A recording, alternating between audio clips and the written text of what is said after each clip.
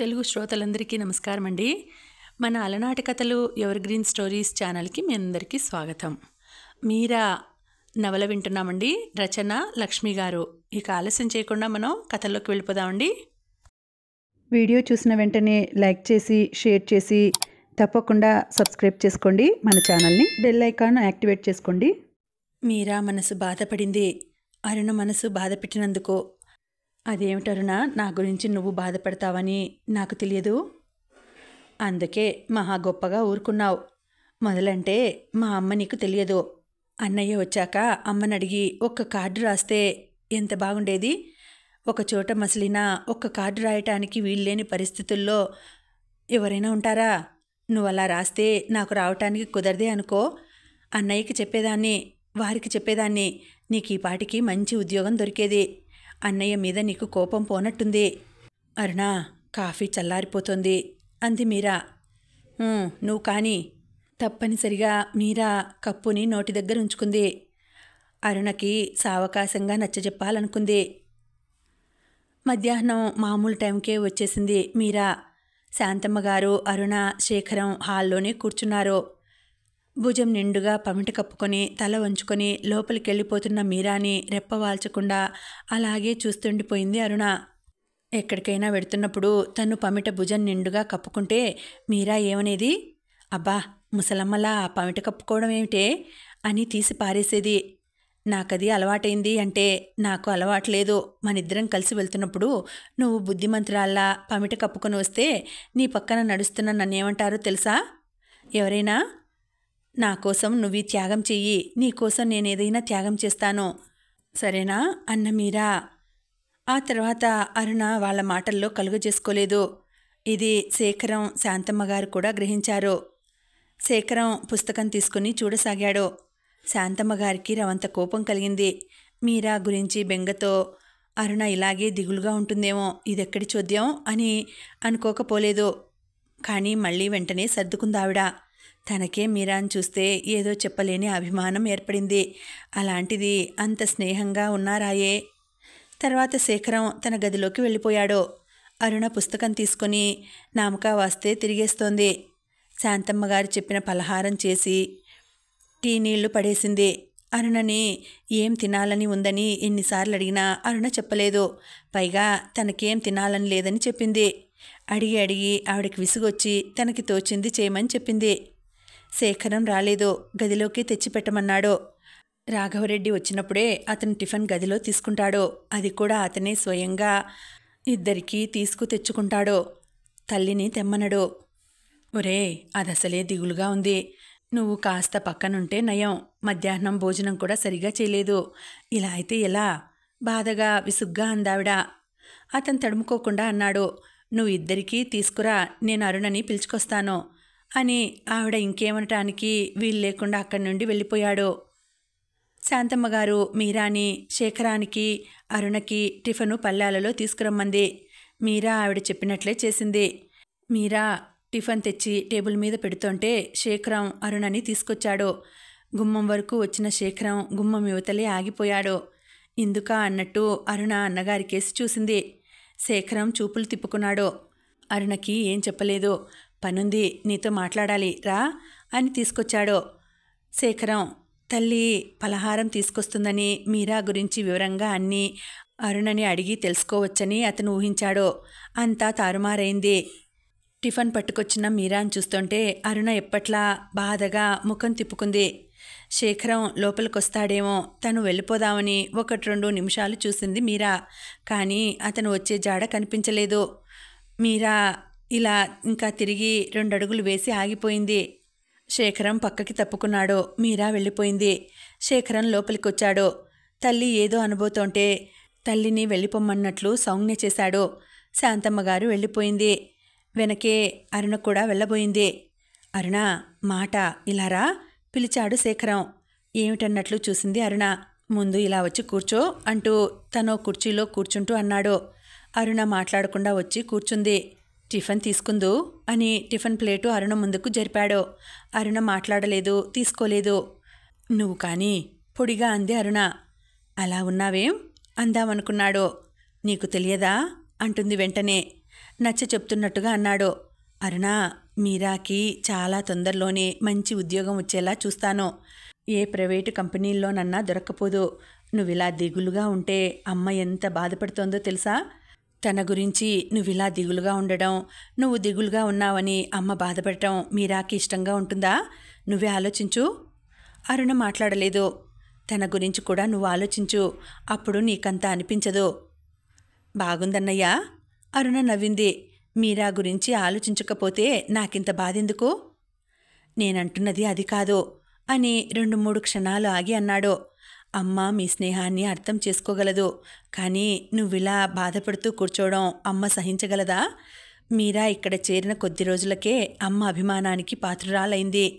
మీరా అంటే అమ్మకి ఎంత అభిమానమో, అమ్మంటే ఆమెకి రెట్టింపు గౌరవం. అలాంటి అమ్మ మనసు బాధపడ్డం మీరా సహించగలదా? ఇలాంటి పరిస్థితుల్లో మీరా ఇక్కడి నుంచి తప్పుకోవచ్చు. అప్పుడు ఆ కుటుంబానికి ఆధారం కూడా ఉండదు. ఇంకోటి దొరకకుండా ఇది వదులుకుంటే ఒక్క నెలైనా సరే అలాంటి పరిస్థితుల్లో ఉన్నవాళ్ళు ఎదుర్కోగలరా? మీరాని అమ్మ ఇంట్లో ఒక వ్యక్తిగా అభిమానిస్తోంది. అలాంటి అభిమానాన్ని, గౌరవాన్ని దూరం చేసుకోవాలని ఎవరూ అనుకోరు. నువ్విలాగే ఉంటే అమ్మ సహించలేదు. ఇప్పటికే ఆవిడ చాలా బాధపడుతోంది. మీరాకి ఇప్పుడు ఎంతిస్తున్నారు? చాలా నీరసంగా అడిగింది అరుణ. 80. అమ్మ 100 ఇస్తానంటోంది అన్నాడు శేఖరం. 100 ఇస్తే మీరా తిరిగి 20 రూపాయలు ఇచ్చిన వైనం చెప్దామా అనుకున్నాడు క్షణంసేపు. మళ్ళీ అరుణ మీరాని అడిగేస్తే అని మళ్ళీ ఊరుకున్నాడు. అరుణకి చెప్పలేనంత నీరసంగా, అలసటగా ఉంది. చాలా సున్నిత మనస్తత్వం గల మీరా ఈ పరిస్థితికి తట్టుకోలేకపోతోంది. మీరాతో ఉన్నంత స్నేహం అరుణకి ఎవరితోనూ లేదు. నలుగురు గలవాళ్ళు కావాలంటారు, ఇదే కాబోలు. కనీసం అక్క చెల్లెళ్ళు అన్నదమ్ముళ్ళన్నా లేకపోవడం ఎంత దురదృష్టం అంది అరుణ. అది వరకు అరుణ మాటల ద్వారా మీరాకి తల్లి, బామ్మ తప్ప ఎవరూ లేరని తెలుసుకున్నాడు శేఖరం. అయినా తెలియనట్టే అడిగాడు, ఎవరూ లేరేమిటి అని. ఎవరూ లేరు, ఉంటే ఎవరో ఒకరు సాయం చేయకపోరా? తండ్రి? ఏమో తెలియదు. ఒకసారి అడిగితే ఏడ్చేసింది. పోయారేమో. వాళ్ళమ్మని 2 సార్లు చూశాను. ఆవిడ బొట్టు పెట్టుకోలేదు. అది చెప్పలేక ఏడ్చుంటుంది. వాళ్ళిలా మాట్లాడుకుంటుంటే శాంతమ్మగారు వచ్చింది. అరుణ టిఫిన్ తీసుకోలేదు అంది. ఇదిగో అరుణ కానీ అన్నాడు శేఖరం. అరుణ బలవంతంగా తినసాగింది. శాంతమ్మగారు మోడ వాళ్ళకి దగ్గరగా జరుపుకొని కూర్చుంది. మీరా శేఖరానికి, అరుణకి టీ, శాంతమ్మగారికి హార్లిక్స్ అక్కడ పెట్టి వెళ్ళిపోయింది. సాయంత్రం 6 గంటలు కావస్తోంది. మీరా ఇంకా వంట పనిలో ఉంది. మధ్యాహ్నం మీరా వచ్చాక అరుణ మీరా దగ్గరికి కానీ, మీరా అరుణ దగ్గరికి కానీ రాలేదు. శాంతమ్మగారు రోజులా తనతో మాట్లాడలేదని మీరా గ్రహించింది. ఇలా అయితే లాభం లేదు. ఎంత మంచితనం ఉంటే మాత్రం పనివాళ్ళని తమతో సమానంగా సరసన కూర్చోపెట్టుకోవడానికి ఎవరు హర్షిస్తారు? అరుణ దేనికి తట్టుకోలేదు. ఇది మంచిదే, తన ఇంట్లోంచి బయటపడితే అదే చాలు. ఇలాంటి అవకాశం తనకి మళ్ళీ రాదు అనుకుందామే. ఆమె వంట పని పూర్తి చేసి అక్కడ అన్నీ శుభ్రంగా సర్ది అవతలకొచ్చింది. శాంతమ్మగారు, శేఖరం వాకిట్లో కూర్చున్నారు. ఆమె అరుణ గదిలోకి తొంగి చూసింది. అరుణ మంచం మీద దిళ్ళకి ఆనుకొని కూర్చుంది. పుస్తకం చేతిలో ఉన్న పరధ్యానంగా ఎటో చూస్తోంది. మీరా మెల్లగా వెళ్ళి అరుణ వెనకాల నిలబడింది. అరుణ ముఖం తిప్పకుండానే అయిందా పని అని అడిగింది. అరుణ గొంతులో బాధ స్పష్టంగా తెలుస్తోంది. అయింది అంది మీరా. ఇంకా అరుణ మాట్లాడలేదు. ఎడం చెయ్యి అరుణ భుజం మీద వేసి కుడి చేత్తో మంచం పందిరి కర్రని పట్టుకుంటూ అంది ఆమె. అరుణ, నువ్వు నాకు సాయం చేసి పెట్టాలి. నీ మేలు ఎప్పటికీ మర్చిపోను. చాలా చిత్రంగా ఉందే. నా సహాయం కావాలా నీకు? అయినా నేనేం చేయగలను? హేళనగా అన్న అరుణ మాటకి ఆమె ఏం జవాబు చెప్పలేకపోయింది. 2-3 క్షణాలు ఆగిన అరుణ మళ్ళీ అంది. అయినా ఏదో అడిగావు, తెలుసుకోవాలిగా. దాంట్లో తప్పులేదుగా. అయినా పెద్దలంటూ ఉంటారు, ఎంతటి విరోధులైనా సరే గుమ్మంలోకొస్తే ఆదరంగా ఆహ్వానించాలని, ఆదుకోవాలని. ఆగిపోయింది అరుణ. అరుణ ధోరణికి విస్తుపోయింది ఆమె. చెప్పు మీరా అంది అరుణ అలాగే కూర్చుని. అదే అరుణ, అమ్మగారితో చెప్పు. నేను మానేస్తాననగానే సరేననమని చెప్పు. నీ మేలు ఎప్పటికీ మర్చిపోను. జీవితాంతం నీకు కృతజ్ఞురాలనై ఉంటాను. అంది మీరా. ఎంత మామూలుగా అనాలని ప్రయత్నించినా మీరా గొంతు వణికింది. చేతిలో పుస్తకం గిరాటేసినట్టుగా పడేసి లేచి సరిగా కూర్చుంది. ఆమె చెయ్యి పట్టి లాగింది. మీరా, ఇలారా అంటూ తన పక్కన కూర్చోపెట్టుకుంది. ఆమె యాంత్రికంగా వచ్చి కూర్చుంది. మీరా అంది అరుణ ఆమె చెయ్యి తన చేతిలోకి తీసుకుంటూ. చెప్పు అరుణ, నిర్లిప్తంగా అంది ఆమె. మీరా భుజం మీద చెయ్యి వేసి దానిమీద చెంప ఆంచుకుంటూ అంది అరుణ. నా మాటలతో నిన్ను చాలా బాధ పెడుతున్నాను కదూ? లేదు అరుణ, నువ్వు నన్ను, నేను నిన్ను ఎప్పుడూ బాధ పెట్టుకోలేదు, ఎప్పుడూ పెట్టుకోం కూడా. కానీ మనిద్దరం కలిసి అమ్మగారిని బాధ పెడుతున్నాం. ఆశ్చర్యంగా తలెత్తుతూ అంది అరుణ. అమ్మనా? అమ్మనేం బాధ పెట్టాం? ఈ రోజంతా నువ్వెలా ఉన్నావో నీకు తెలియదా? అరుణ, నువ్వు వస్తావని ఎంత సంబరపడుతున్నారు అమ్మగారు. కానీ నువ్వు నా గురించి బాధపడుతూ అన్నం కూడా తినకుండా ఆవిడ్ని చాలా బాధ పెడుతున్నావు. నాకెంత సిగ్గుగా ఉందో తెలుసా?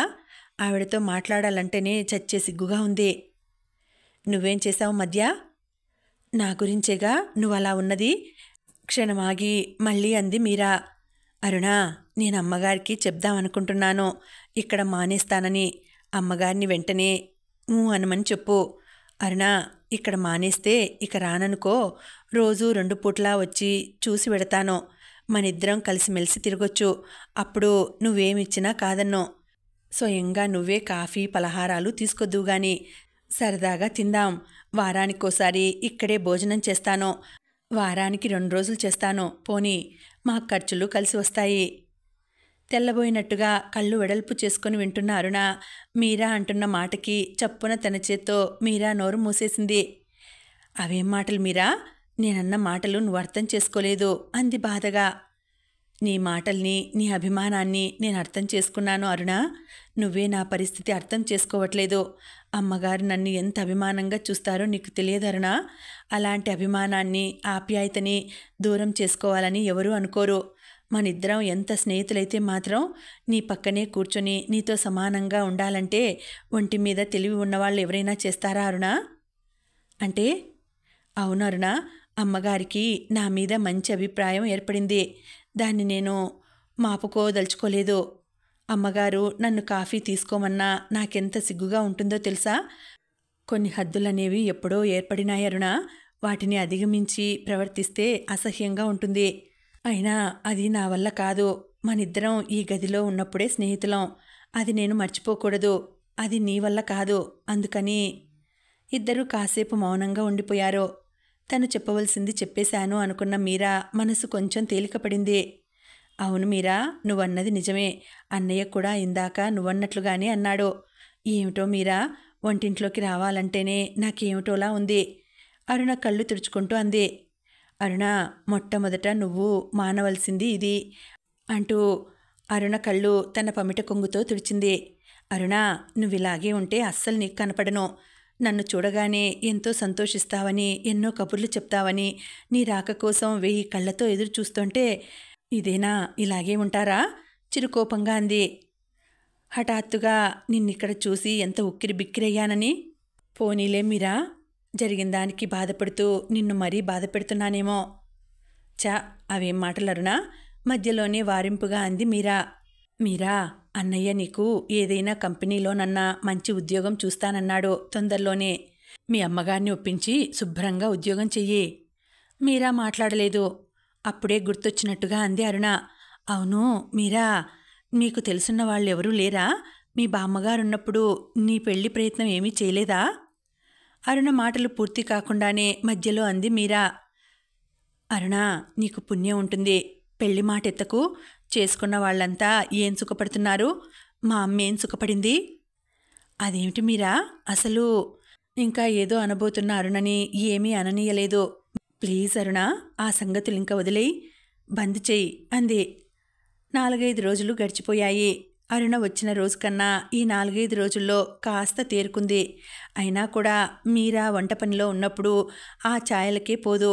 మీరా కాఫీ టిఫన్లు పట్టుకొచ్చినప్పుడు, భోజనం వడ్డించేటప్పుడు ఏదో తప్పు చేసినట్లు తలంచుకుంటుంది. శేఖరం అక్కడ లేకపోతే అరుణని కసిరి మరి కాస్త ప్లేట్లో వేసి తినాల్సిందే అంటుంది మీరా. ఇలాగే అరుణని బెదిరించి లాలించి తినిపిస్తుంది మీరా. ఇది శాంతమ్మ గారికి తృప్తిగా కూడా ఉంది. ఆ రోజు సాయంత్రం పని అయిపోయినా అరుణతో మాట్లాడుతూ కూర్చుండిపోయింది మీరా. శేఖరం లేకపోతే అరుణతో మరి కాసేపు మాట్లాడుతూ కూర్చుండిపోతుంది. ఎంతసేపు కూర్చొని కబుర్లు చెప్పినా మీరా వెళ్ళిపోతుంటే, అప్పుడే వెళ్ళిపోతావా, ఇప్పటి నుంచి ఇంటికెళ్ళి ఏం చేస్తావు మీరా అంటుంది అరుణ. మీరా సమాధానంగా చిరునవ్వు నవ్వి ఇంకో 10 నిమిషాలు కూర్చొని వెళ్ళిపోతుంది. 7:30 అవుతోంది అరుణ, ఇంక వెళ్తాను అని లేచింది మీరా. మీరా ఇంటికొచ్చేసరికి కాంతమ్మ విజయ్ని భుజాల మీద వేసుకొని యువతలకు వస్తోంది. చేతిలో తాళం కప్ప ఉంది. ఏమిటమ్మా, ఏమైంది ఆదుర్దాగా అడిగింది మీరా. ఏమిటో మధ్యాహ్నం బాగానే ఆడుకున్నాడు, 4 గంటల వరకు బాగానే ఉన్నాడు. 4 గంటలకి పెద్ద విరోచనమైంది. ఏమిటా అనుకున్నాను. మళ్ళా ఇంకో గంటకి అయింది. తర్వాత అరగంటకి అవుతున్నాయి. ఎప్పటికప్పుడే వస్తావని చూస్తే రావైతివి. ఇలాతే నేను తీసుకువెళ్తాను అని విజయ్ని తీసుకుని గబగబా డాక్టర్ దగ్గరికి వెళ్ళింది. డాక్టర్ మాధురి విజయ్ని పరీక్ష చేసింది. తర్వాత సీసా ఇవ్వండి అనేసరికి మీరా తెల్లబోయింది. తన కంగారులో సీసా ధ్యాస లేదు. లేదు డాక్టర్, తేవటం మర్చిపోయాను అంది మెల్లగా. డాక్టర్ తన దగ్గర సీసాతోనే మందు ఇచ్చింది. టాబ్లెట్లు మటుకు ఎలా వాడాలో చెప్పి మళ్ళీ రేపు ఉదయం తీసుకురండి అని చెప్పింది. మీరా యువతలకి వచ్చేసింది. మీరా వరండా మెట్లు దిగేసరికి బాచి ఎదురుపడ్డాడు. ఏమిటక్కా, విజయ్కి ఏమైంది అని అడిగాడు. సాయంత్రం నుంచి విరోచనాలవుతున్నాయట. ఏమిటి బొత్తిగా కనిపించటం లేదు? 2-3 సార్లు వచ్చానక్క, నువ్వే లేవు. ఇప్పుడు షుగర్ ఫ్యాక్టరీలో చేరానక్క. ఆహా, ఉద్యోగం వచ్చిందన్నమాట. మరి చెప్పవేం, రేపురా ఒకసారి. అబ్బా, నీతో సరిగ్గా తీరిగ్గా మాట్లాడి చాలా రోజులైంది బాచి. అమ్మకి తెలుసునన్నమాట నీకు ఉద్యోగం వచ్చిన సంగతి. నాకు చెప్పనే లేదు, మర్చిపోయిందేమో. ఉద్యోగం ఏది ఇంకా నిర్ణయం కాలేదక్క. శేఖరం బాబు గారు పని నేర్చుకుంటాడు, పంపమన్నారట. సరే, రోజు వెళ్ళి వస్తున్నాను. శేఖరం పేరు చెప్పేసరికి మీరా నోటికి తాళం పడింది. ఇంక వస్తా బాచి, రేపు తప్పకుండా రా అంది. తప్పకుండా వస్తానక్క అని విజయ్కి టాటా చెప్పాడు. బాచి 4 అడుగులు వేశాక అప్పుడు టాటా అన్నట్లు నీరసంగా చేయి ఊపాడు విజయ్. మావయ్యకి టాటా చెప్తున్నావా ముద్దుగా అంటూ మెడ తిప్పి బాచి కేసి చూసిందల్లా బిగుసుకుపోయింది. శేఖరం ఎంతసేపటి నుంచి అలా చూస్తున్నాడో కానీ ఇటే చూస్తున్నాడో. అతని చూపులు విజయ్ మీద నిలిచి ఉన్నాయి. మీరా మెడ తిప్పి చూడ్డంతో శేఖరం మీరా కేసి చూశాడు. మీరా ముఖం తిప్పేసుకుని గబగబా అడుగులు వేసాగింది. ఎవరికైతే తెలియకూడదనుకుందో అదే జరిగింది. ఫ్యాక్టరీ నుండి ఎప్పుడొచ్చాడో రాత్రి 10-11 అవుతోందని శేఖరం వచ్చేసరికి శాంతమ్మగారు అనడం వింది మీరా. బాచీని అడగొచ్చు, కానీ తనకి తెలుసున్నది చెప్తాడు. అరుణకి తెలిస్తే తనని ఓ పట్టాన వదిలిపెడుతుందా? మీరా ముందుకు తీసుకుని గదిలోంచి వచ్చేస్తుంటే అంత క్రితమే డాక్టర్తో మాట్లాడదామని లోపలికెళ్ళిన శేఖరం ఇంకా 4-5 పేషెంట్లు ఉండడం వల్ల కాసేపు వరండాలో నిలబడదామని యువతలకి వచ్చాడు. మీరా చంకలో ఉన్న విజయ్ని చూసి అతను తెల్లబోయాడు. ఎవరా బాబు? అతనికి ఆ ప్రశ్న తోచకుండా తోచింది. ఏదో విధంగా మీరాని పలకరించే నెపంతో బాబుని దగ్గరగా చూడాలని వరండాలోకి ఆ చివరున్న శేఖరం గబగబా అడుగులు వేసాగాడు. మీరా మెట్లు దిగడం, బాచి ఎదురుపడటం, వాళ్ళిద్దరూ పలకరించుకోవటం చూశాడు. బాచీకి మీరా తెలుసునన్నమాట. దానికి కొంత సంతోషం అనిపించింది. బాచీ కోసం ఎదురుచూస్తూ నిల్చున్నాడు. శేఖరాన్ని చూడగానే నమస్కారం సార్ అన్నాడు బాచీ. అదేం అందుకున్నట్టు లేదు శేఖరం. మీరా వెళ్తున్న వైపే చూస్తూ ఎవరు యథాలాపంగా అడిగినట్లు అడిగాడు. మీరా అక్క వాళ్ళింట్లోనే పనిచేస్తుంది కదా. ఇక శేఖరం అడిగింది విజయ్ గురించి అయి ఉంటుంది. ఒక్కటడిగితే 4 చెప్పేసే బాచి. వాళ్ళక్కయ్య గారబ్బాయండి. పాపం ఈ బాబు పుట్టగానే వాళ్ళక్కయ్య పోయింది. అప్పటినుంచి ఆ బెంగతో వాళ్ళమ్మగారు మంచం పట్టారు అని చాలా బాధగా చెప్పాడు బాచి. అక్కయ్య ఎవరూ లేరని అరుణ ఎన్నోసార్లంది. ఈ బాబు తర్వాత డాక్టర్తో రేపు కలుస్తానని చెప్పు అని బాచీతో చెప్పి వచ్చేశాడు శేఖరం. అతనికి జ్యోతి అన్న మాటలు గుర్తుకొచ్చాయి. అరుణ జ్యోతిని మీరా వాళ్ళు ఎక్కడికి వెళ్ళారో తెలుసా అని అడిగినప్పుడు జ్యోతి ఏ ఊరో మాకు చెప్పలేదు, ఏం జరిగిందో హఠాత్తుగా వెళ్ళిపోయారంటే ఏదో బలమైన కారణమే అయి ఉండాలి అంది హేళనగా. ఆ మాటకి అరుణ జ్యోతిని చిత్రించుకుంది. ఈ బాబు సంగతి అరుణకి తెలియదు, తెలిస్తే ఎందుకనదు? అరుణ వచ్చిన రోజు కూడా అక్క చెల్లెళ్ళు అన్నదమ్ములన్నా లేకపోవడం ఎంత దురదృష్టం అని అందే. మీరా ఈ సంగతి రహస్యంగా ఎందుకు ఉంచినట్టు? ఈ సంగతి అరుణని అడగటమా మానటమా అని చాలాసేపు ఆలోచించాడు శేఖరం. అరుణని అడిగితే మీరాని అడగక మానదు. అప్పుడు పరిస్థితులు ఎలా మారుతాయో. అసలు అరుణ వచ్చాక మీరాని టీ నెపంతో కూడా మాట్లాడడానికి ఉండట్లేదు. మీరా హాస్పిటల్ దగ్గర శేఖరాన్ని చూసినప్పుడు మీరా కళ్ళల్లో ఆ తొట్రుపాటు కంగారు శేఖరం గమనించకపోలేదు. ఎంత ఆలోచించినా శేఖరం ఓ నిర్ణయానికి రాలేకపోతున్నాడు. తర్వాత ఎలాగైనా మీరాని అడగాలి, అరుణకి చెప్పడం మంచిది కాదు అనుకొని 9 గంటలకి ఇంటికి చేరాడు శేఖరం. అరుణ భోజనం చేసినా మేల్కొనే ఉంది. శేఖరం ఆ మట్టునే కూర్చుండిపోవటం చూసి శాంతమ్మగారు, లేరా బాబు, ఈరోజు కాస్త తొందరగా వచ్చావనుకుంటే ఇంకా కూర్చుంటావేం? సోఫాలో వెనక్కి జార్లబడి కళ్ళ మీద చేతులుంచుకొని కూర్చున్న శేఖరం కళ్ళమీంచి చేతులు తీయకుండానే, వద్దమ్మా భోజనం చెయ్యను అన్నాడు. అదేమిట్రా, మధ్యాహ్నం కూడా క్యారియర్కి మనిషిని పంపలేదు? మధ్యాహ్నం హోటల్లో చేశాను. కొంచెం తిందువులే, వంకాయ కూర మీరా ఎంత బాగా చేసిందని నేను వడ్డిస్తాన్రా అన్నయ్యా అంది అరుణ. శేఖరం కళ్ళమీంచి చేతులు తీస్తూ బలవంతంగా నవ్వుతూ అన్నాడు, ఏమిటి ఇవాళ అరుణ అంత హుషారుగా ఉంది? మన మాటలు దానికి నచ్చవుగా నాయనా, మీరాయే దాన్ని మామూలు మనిషిని చేసిందనుకో అంది శాంతమ్మగారు. ఈ మాటే నేనంటే కరుస్తుంది అన్నాడు నవ్వుతూ. ఈసారి అతను హాయిగా నవ్వాడు. శేఖరం లేచి బట్టలు మార్చుకొని కాళ్ళు కడుక్కొని వచ్చాడు. నింపాదిగా అరుణకి బాబు సంగతి తెలుసో తెలియదో మాటలలో తేల్చుకుంటే బాగుంటుందనుకున్నాడు. ఆ అభిప్రాయంతోనే అతను ఇష్టం లేకపోయినా భోజనానికి వచ్చాడు. శాంతమ్మగారు లేవబోతుంటే, ఎందుకమ్మా నువ్వు కూర్చో, నేను పెట్టుకు తింటాను అన్నాడు. నేను చూస్తాలేమ్మా అంది అరుణ. మీరా విషయం ఎలా కదపాలా అని చూస్తున్న శేఖరాన్ని అరుణే అడిగింది, అన్నయ్య మీరా సంగతి గుర్తుందా అని. ఏమిటి అని, ఓ ఉద్యోగం సంగతా అన్నాడు. మర్చిపోయావేమిటి? ఎందుకు మర్చిపోతాను, నిజంగానే నీ ఫ్రెండ్ కూర చాలా బాగా చేసింది. నువ్వు వచ్చినప్పటి నుండి వంట రుచి పెరిగింది. రోజు ఇలాగే చేయమని చెబుదు. నేనెందుకు మధ్య, నువ్వే చెప్పు. నేనా నవ్వి వద్దులే అన్నాడు. ఇంతకీ ఎక్కడైనా ప్రయత్నం చేస్తున్నావా? టైపు వచ్చా? పరీక్షలు పాస్ అయిందో లేదో కానీ వచ్చును. ఈ ఊరు విడిచి వెళ్తుందా? ఎందుకెళ్ళదు?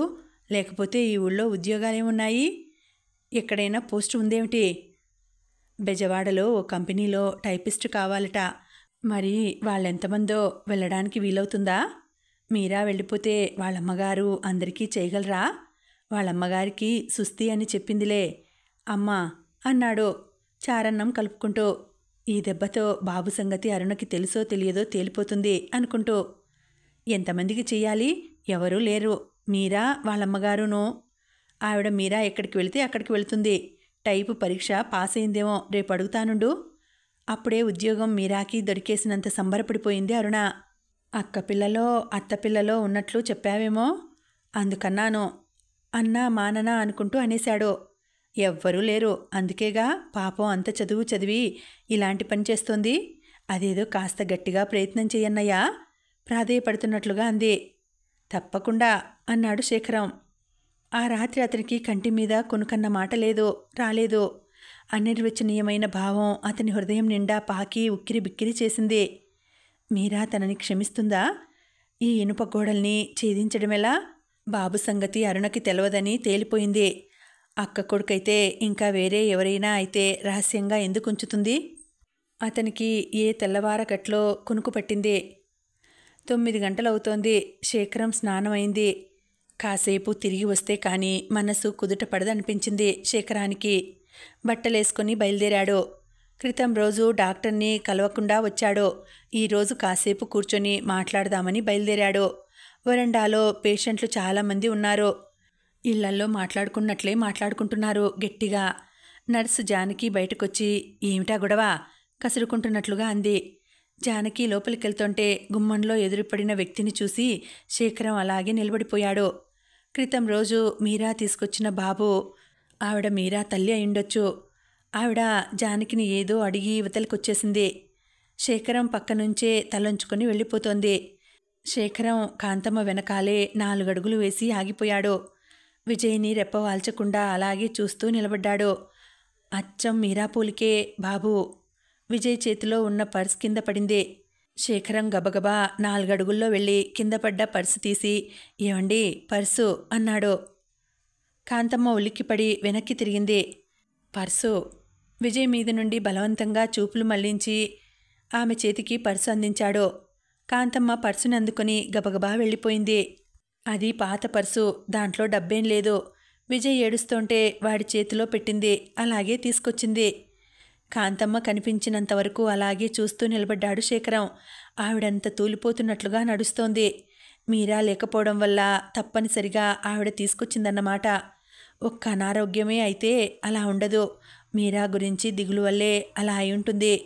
అమ్మా, మీరాని వాళ్ళమ్మని ఇక్కడికి రమ్మంటే రాకపోవడానికి కారణం బాబు గురించే అన్నమాట.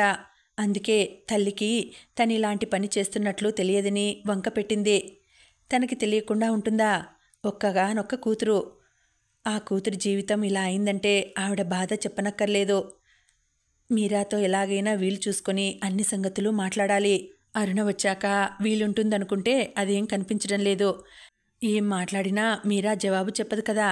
తను చేసిన తప్పుకి తనెంత పశ్చాత్తాపడుతున్నాడో మీరాకి తెలీదు.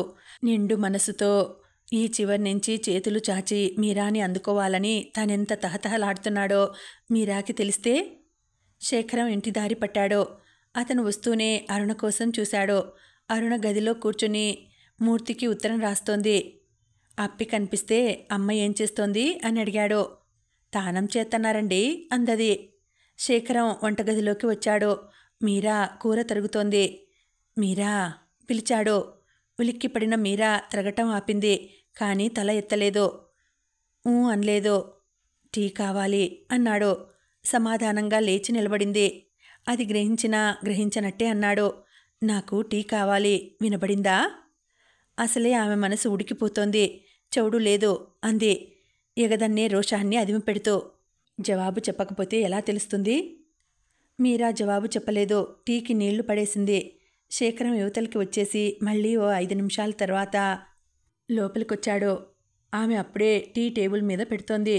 అతను నిలబడే టీ తీసుకుంటున్నాడు. ఏదో దబ్బున కిందపడ్డ చప్పుడు.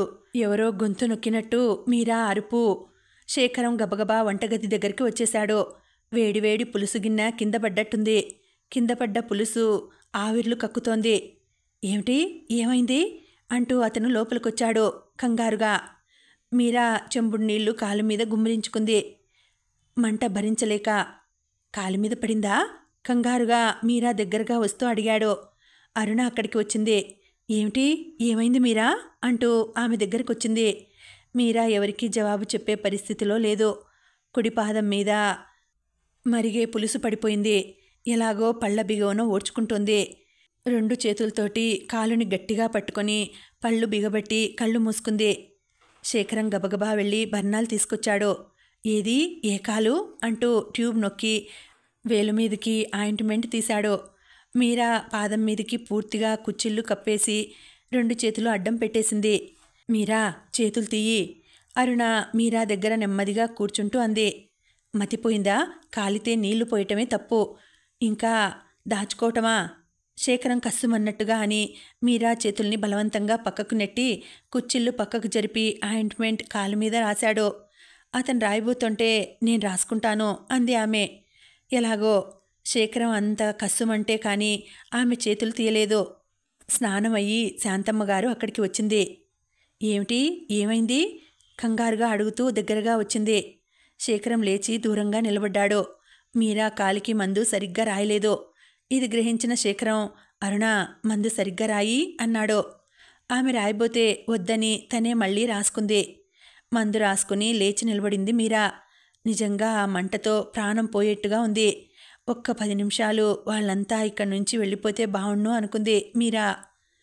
నిజంగా అంత మంటని బాధని ఎలా ఓర్చుకుంటోందో తనకే ఆశ్చర్యంగా ఉంది. మీరా పులుసు ఒలికిన చోట శుభ్రం చేయబోయింది.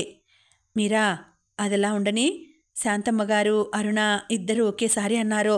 ఊరికే ఈ కాస్త మేర కడిగేస్తా, మీరు పూజ చేసుకోలేదు, తొక్కుతారు అంటూ నీళ్లు పోసి కడిగేసింది. పాపా మీరాని గదిలోకి తీసుకెళ్ళు అని, మీరా పూజకి నేను చూసుకుంటాను, నువ్వు వెళ్ళి కాసేపు కూర్చో అంది శాంతమ్మగారు. మీరా అరుణ గదిలోకి వచ్చారు. మీరా గదిలోకి వస్తూనే క్రిందకి పడి మోకాళ్ల మధ్య తల దూర్చుకుని బాగా కాలిన కాలుని చేతితో గట్టిగా నొక్కి పట్టుకుంది. పాదమంతా బగబగా మండిపోతోంది. తొడలో కూడా చురుకు చురుకుమని ఒకటే పోటు.